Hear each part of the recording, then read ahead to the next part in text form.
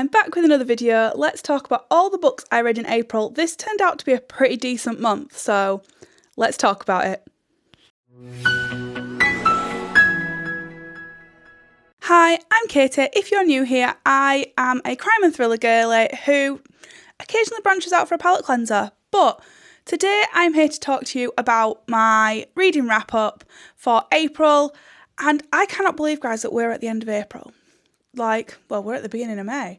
Where has this year gone? It is absolutely wild to me, but we're going to talk about them. I will do the stats in a second, but yeah, let's get the boring bit out of the way. I am on a mission to get to 300 by the end of May. I said this for April, guys, and I fell off the wagon again. But your gal's got a busy life at the moment, and I don't know who knows, but I am a full-time teacher, and that means that the hours are not necessarily sociable sometimes, and we're getting to that time in the year where it's getting ready for next year already, which is terrifying. And yeah, I just don't have the time to put the content out that I'd hoped, but I'm here. My wrap-ups are still coming out. I've got a couple of videos lined up, a couple of vlogs being recorded, but yeah, not going to chunter too long. If you love that I ramble at you so much, please hit that subscribe button, and yeah, it would just mean the absolute world. I am on a mission to bring you hopefully the best content, and yeah, anyway, let's get into the books I read and what I thought of them. Firstly, let's talk about the stats. So I actually read a total of 16 books in April, and I'm just going to get the stats up on the screen. So 16 sounds a lot. Now, I did have 2 weeks off in April. However, I still didn't read to the full potential I normally would. It was quite busy. However, I read 6 physical. I had a good month ticking off my TBR, guys. The mission to get my TBR down to 50 is definitely on. I had 3 audiobooks. I think one of those was out of my TBR. The other 2 were not. I had 2 on Kindle, which were unexpected additions to my TBR. 1 ARC, which I started early because that is in fact due in May, and 4 novellas. I got to the end of April and I had 2 days left, and I knew because I was working those 2 days, and they were 2 busy days at that I would not be able to get a full book read. Ironically, I read 4 novellas, but you'll see when I talk about them, those novellas weren't even 50 pages long. The Sun also came out, which does help my reading mood. But yeah, they're basically the stats. I think predominantly I was actually all thriller this month with 1 fantasy in there. So yeah, let's talk about them in more detail, guys. So we're going to start with the negativity. What I didn't just mention there is that I actually had 1 DNF. So that DNF was Count My Lies by Sophie Starver. Now I have got it in my stack, but it's at the bottom. I got this out of the library. This follows a woman who is very good at lying to get what she wants. She sees a kid in distress in the park and goes, "I'm a nurse, I can help." She is not indeed a nurse. Now the premise of this sounded good. However, I read 100 pages in one sitting, but was trying to get to the action and nothing had happened. I switched to audio because I do like to give a book a fair chance, and it just didn't play out for me. And I got to maybe 40% with the audio, and still nothing had happened. She'd still lied her way through into a new job, and that was basically where we got. I actually then did a deep dive on reviews, and it turns out that, yeah, not many people liked it because nothing happened until 75%. Now, I couldn't slog that long. I did not want to put myself in a slump.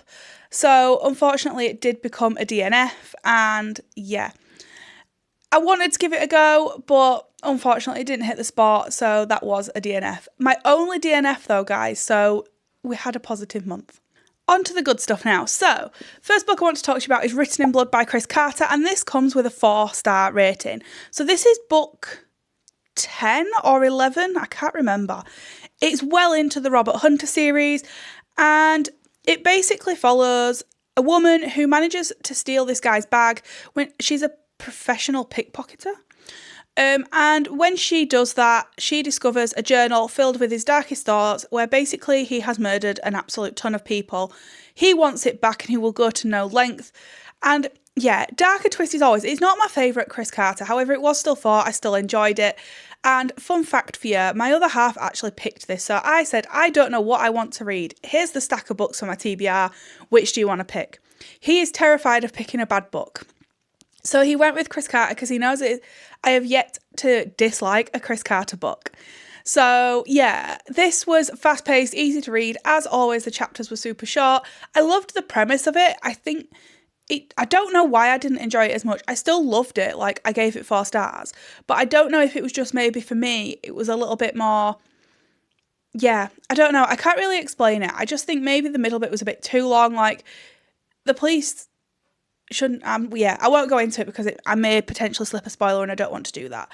But overall, it was a great start to the month. It only took me a couple of days to read, as does any Chris Carter.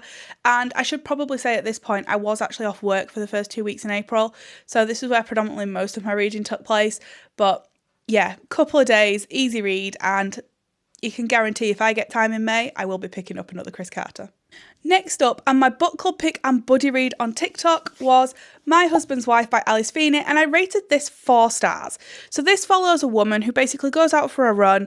All she has on are her headphones. I don't know how her music's playing, actually. Now I'm talking about it. Anyway, she gets home, puts her key in the door, and it doesn't work. The locks have been changed.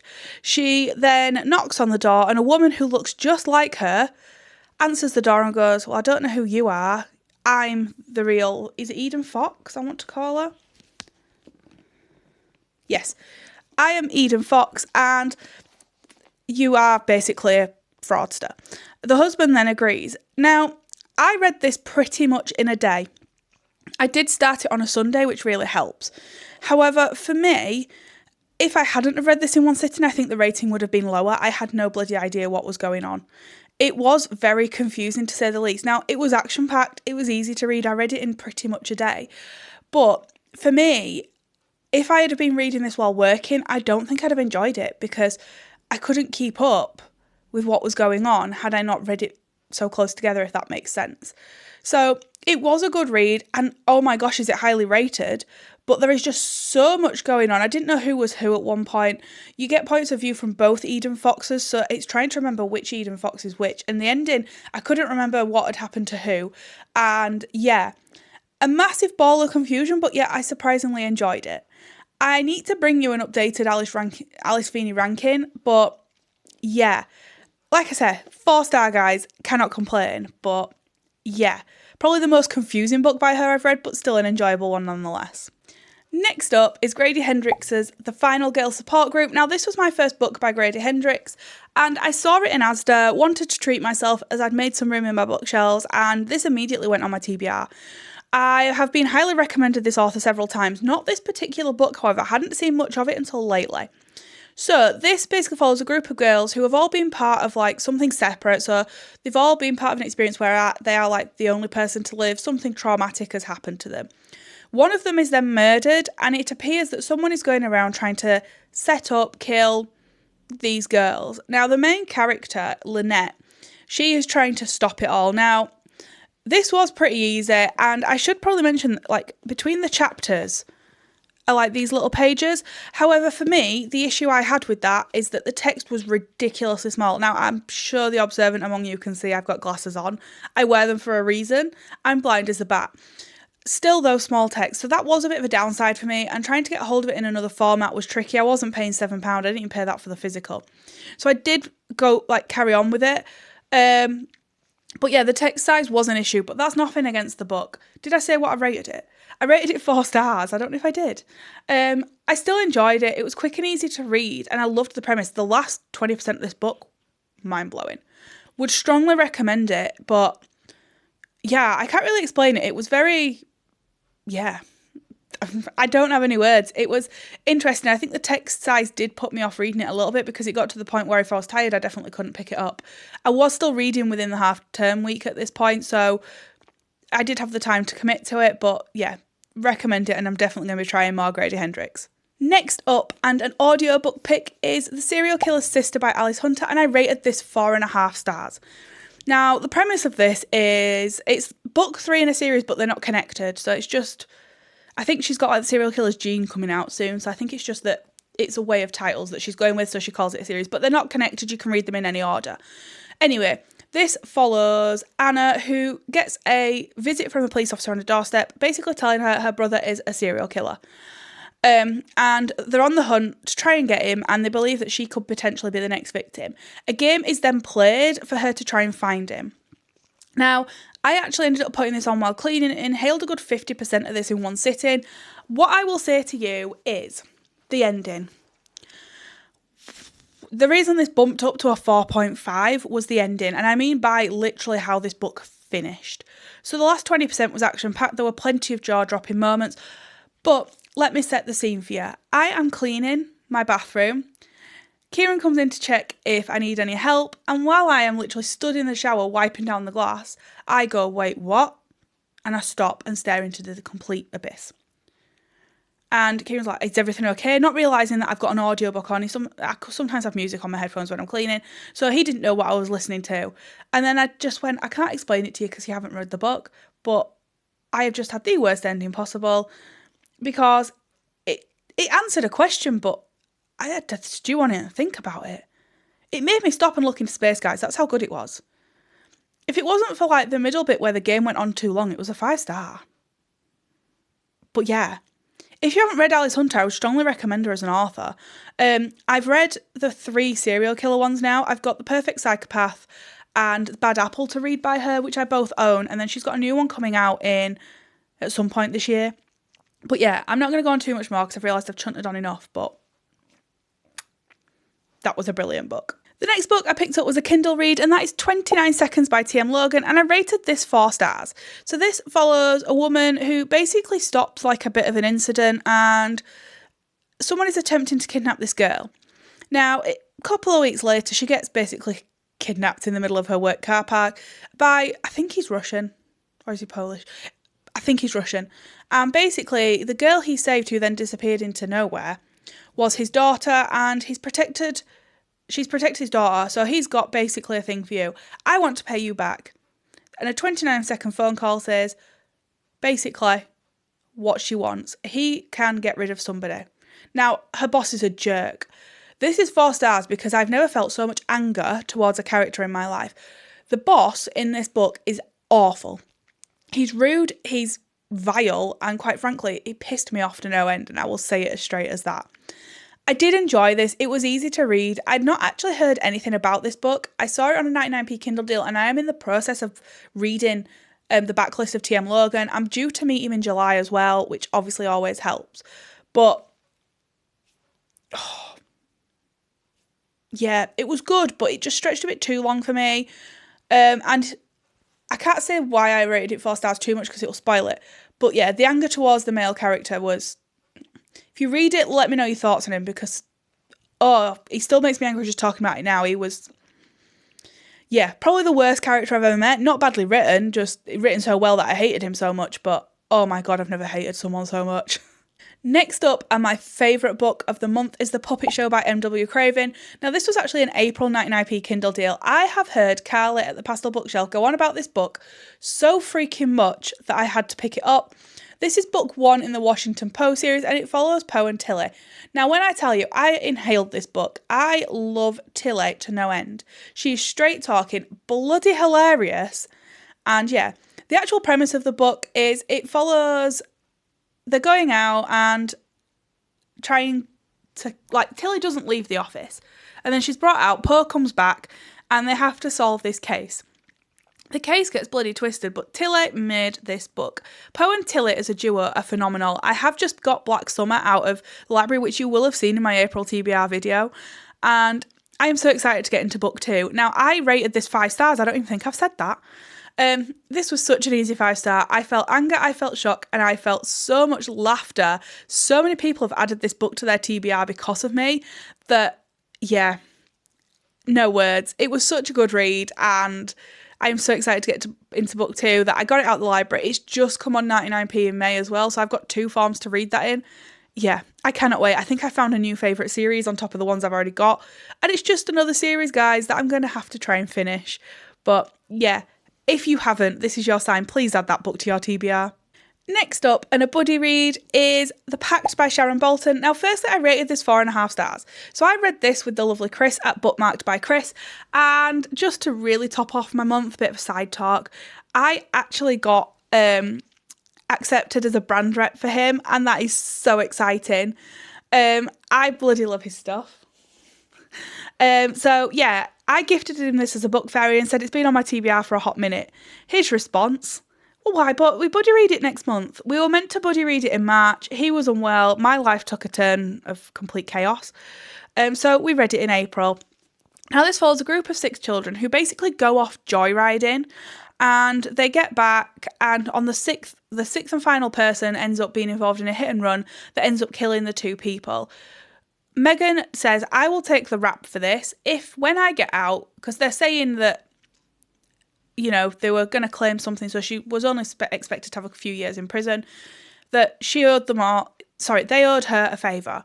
Now, 20 years later, she gets released. This does not go to plan. And she starts putting up favours. Now, Megan is absolutely bloody twisted, and I loved her. She was... Yeah, I did not expect to enjoy this book. Now, I did read The Split by Sharon Bolton a while ago, and I enjoyed that one too, but this one definitely trumps it, and absolutely loved it. So easy to read, and Chris ended up reading it in pretty much a day, to the point I had to try and keep up. The poor guy had to hold his thoughts so that I didn't miss the voice notes, because we chat pretty much daily, and I was like, yeah, solid recommend, guys. This was twisted. Megan is a psycho, but I absolutely bloody loved that about her, and yeah, add this to your TBR. Speaking of the lovely Chris, he recommended The Good Girl by Michelle Dunn, and I rated this 4 stars. This was an audiobook pick. Now, I actually have completely forgotten about this book. This follows a girl, and basically there's a copper that has been looking after her all life. She's had a horrendous childhood. She's known as the good girl, and you start to realise that people are going missing or dying, you know, all the stuff. And yeah, is she really the good girl people say she is? I did enjoy this. It was pretty dark and twisted. It's my first Michelle Dunn book. It was on BookBeat, so I thought, why not? Let's read it. And I did really enjoy it. I think this would have been easier to follow, however, in physical for me. I think it's not the book that you can read on audio if you're doing other things, because I think I did lose track of what was going on at one point, because the narration was pretty samey. But yeah, I did enjoy it. I'm going to try more Michelle Dunn books, but yeah, thanks for the recommendation, Chris. I did really, really enjoy it, and yeah, it was another new author added to the list. I've tried quite a few new authors this month, so yeah. Next up is The Binding Room by Nadine Matheson, and I rated this 4 stars. So this is actually on my 26 for 2026, and I am also hoping to meet Nadine Matheson in July at Harrogate. So I'm trying to work through her backlist of books. You'll probably see my June and July TBR are very much going to be heavily based around these books. So this follows basically a police investigation. D.I. Henley is back, and this is book 2 in a series I should probably mention, book 1 being The Jigsaw Man. I would recommend reading them in order, purely because they do refer back to the Jigsaw Man case quite a lot, and it kind of spoils the ending if you haven't read it. Anyway, she gets brought to a church where a pastor has been quite brutally murdered. When they're doing a sweep to try and find the weapon, they find a man tied up in a room, barely alive. Now, this is pretty darn dark. It did take me a while to get into, hence the 4-star rating. But nonetheless, the thing is, it's chunky, and I don't think it needed to be. But this was still easy to read. I clearly didn't enjoy it as much as The Jigsaw Man. The Jigsaw Man was 5 stars. But I did enjoy this. It was dark. The ending took a turn, to say the least. And yeah, I believe she's got book 3 out, and potentially book 4 is out in hardback. So I do need to check up on that. But yeah, strong recommend, easy to read, and yeah, basically where we're at. Next up was an ARC read, and that is The Wolf at the Door by Kate Wiley, and I rated this 3.75 stars. Now, you guys know I've talked about Kate Wiley on my channel. She was in my underrated books video. This is book 2 in the FBI Margot Phelan series, and it didn't hit the spot as much for me, which really upset me. It's still 3.75. It took me a lot longer to read. So this is only 310 pages, I believe, and it releases May 12th. May 19th. And yeah, I don't know. For me, it just didn't hit the spot, and that really upset me. I did actually read this as part of a reading blog, which will be coming very soon. But yeah, it didn't quite hit the spot for me, and I didn't really know where to go with it. So yeah, it basically follows Margot Phelan. It's a continuation on from book 1 with one of the storylines going alongside one of the crimes. And then you've got another one where she's disappearing off for ages, and she's trying to solve this cold case of the serial killer, And yeah, she's trying to profile him, get him to, you know, wrap up this whole cold case. It was a bit slower for me. The ending, completely brilliant. It made me rate it 3.75, but the rest of it, it breaks my heart to say I just didn't enjoy it as much. But yeah, unfortunately, it didn't quite hit the spot for me, but yeah, that's all I can say. I don't want to go too much into it. Still recommend the series, absolutely. If you want something a bit slower, perfect for you. But I think compared to the first that ended on such a jaw-dropping moment, I was a bit like, whoa. A third book is definitely coming. And will I be reading it? Yes. Will I probably get it as an arc? Yes. So yeah, that's all I can really say, unfortunately, but that's unfortunately where we're at. Guys, I promise we're getting there. Deep breath. So the next book I want to talk to you about is The Hunter by Chris Carter. Now, I did rate this 4 stars. This is an 80-page novella set before the first book in the Robert Hunter series. So it still follows Robert Hunter, but it follows him at the beginning of his journey when he starts out in the division that he then becomes basically the whole series about. I loved this little starter. It just showed what Robert Hunter is about. It was easy. I read it in 2 sittings, to be fair. But quick and easy to follow. I just needed a little novella. It was on my Kindle TBR, and I just needed that little novella to get me through to the end of the month. And yeah, I would recommend it. I have read 10 books in the Robert Hunter series, which you have seen at the beginning of the video. And as you can see, it did not affect my reading experience. And yeah, little 80 pages if you need something to fill your reading goal. And yeah, still love the series. The last 3 books I'm going to talk to you about all at once. So these are part of a collection. I have 2 or 3 more to read. I can't remember. So the first one is The Roommate by Andrea Mara. Now, I will preface this by saying these are all 4 to 40-ish pages long. So as you can imagine, I read them in one sitting. The first book, The Roommate, I rated 4 stars. This is my favourite of the little mini-series so far. And it follows a woman who sits down with her partner and watches this series, and basically the series is documenting something that happened to her in the past, word for word. There's only her and one other person that knows what happened. And yeah, it took a twist towards the end, which is what gave it the 4 stars. There's only so much you can pack into a 40-page thriller novella. But yeah, so that was the first one. Then the second one I picked up was The Price of Honey by Leanne Morite. Now, this was a 2.75 at best. It's 40 pages, I appreciate, guys, but this follows Honey, who I can't even remember what happens. It was that bad, to be honest. I literally slogged through it. Oh my gosh, I can't even remember. I think she's living this lavish lifestyle. I feel like she's in the back of a taxi or a limo for the majority of it. And she goes to the funeral of, that was it. She goes to the funeral of her husband, and she's there with his ex-wives. I won't say any more than that because it'll spoil the outcome of the book. But yes, that was that one. And then the other one I picked up was The Line by Tim Weaver, and this again was also 2.75. It didn't have anything in it, in my opinion. So this is set around a woman who is trying to make it as a journalist, and she gets a scoop, but morally she does not want to go through with it. She then goes to the guy who has kind of pinched this scoop to try and talk him out of doing it, saying no more about that. That's as far as I'm going to go with it. I just don't want to go into it any more than that, I'm afraid, but that's basically where we're at. But yeah, so I'll get around to the other 2 at some point. They may be good, like, end of the month palette cleansers, if you can call them that. But yeah, it's a little series. It's free on KU, so, and if you're struggling with your reading goal and really want to meet it, probably a good place to start. The next book I want to talk to you about, and an audiobook pick, is Quite by Claudia Winkleman. Now, obviously I'm not going to rate this. This is a autobiography. Now, I picked this up after finishing Serial Killer's Sister. I was in need of something lighthearted, funny, and this was where I came across. So this is Claudia Winkleman's autobiography, and oh my gosh. So I listened to my audiobooks on 1.8 speed. I had to slow this down to 1 or 1.2. She is as wild in person and in her autobiography.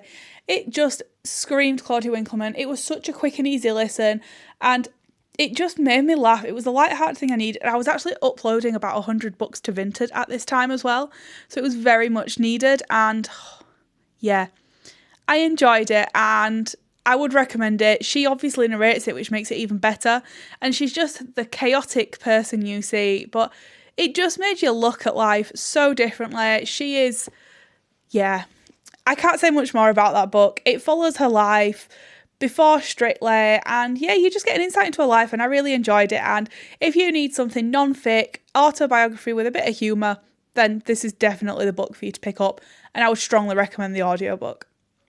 Last audiobook I just want to talk to you about now, and that is Fearless by Lauren Roberts, and I rated this 4 stars. So this is the 3rd book in the Powerless trilogy, and it continues with Kai and Payden and their kind of forbidden romance, enemies to lovers kind of vibe. This was full of action. I have to admit, I got lost a bit in the middle of this, hence why it's not any higher a rating, but it just didn't fully hit the spot for me compared to the other 2. However, I loved it. I love the premise of it, the action, the jaw drops. It was so easy to listen to, so enjoyable, and yeah, I just strongly recommend it. The series is great. It gives Hunger Games with a fantasy twist, and yeah, I just loved where it went, and I can't talk too much about it because it's the 3rd book in a series, but it was the only one I'd left. The only thing I will say, guys, you've got to be able to commit your life to it. 18-hour audiobook. I just managed to get this in by the end of the month, and boy, it was at the skin of my teeth. I actually ran out of book beat hours, so I had to push into the 1st of May, finished it with it because I only had like less than an hour left. But annoying thing is, when you run out of book beat hours, you can't go and see where you're at for me to say switch to Spotify, where I have my 15 hours that come in case of emergency. So yeah, but nonetheless, I'd strongly recommend it, especially if you're not a fantasy girly. The fantasy element is so easy to follow. More the romance. It's YA, so there's no spice, which you guys know suits me just fine.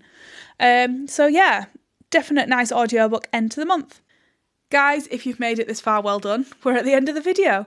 So that is what I read in April, and if you have made it this far, let me know, what is your favourite read of April?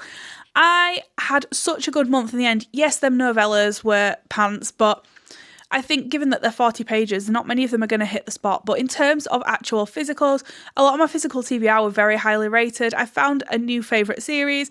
So yeah, the month was good. So as I've said, let me know, guys. And if you haven't already, please hit that subscribe button, hit that thumbs up button. And yeah, thank you for joining me on yet another video, guys. And I will see you all very, very soon.